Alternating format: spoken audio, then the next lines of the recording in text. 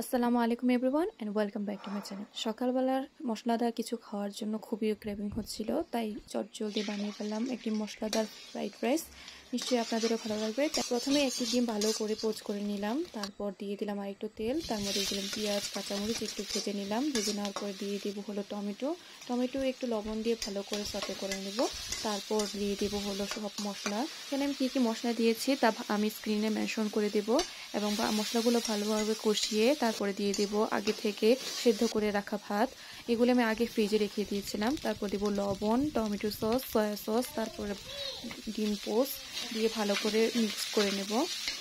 Mixed করার পর দিয়ে দেবো আগে থেকে সেদ্ধ করে ফ্রোজেন করে রাখা সবজি। তারপরে আবার ভালো করে মিক্সড করে নেব। এই তো হয়ে গেছে আমাদের মশলাদার ফ্রাইড রাইস। নিশ্চয়ই আপনাদের ভালো লাগবে। গরম গরম সার্ভ করে সকালবেলা আপনারা খেতে পারেন বা দুপুরে লাঞ্চেও খেতে পারেন। আজ এই পর্যন্তই। আল্লাহ হাফেজ।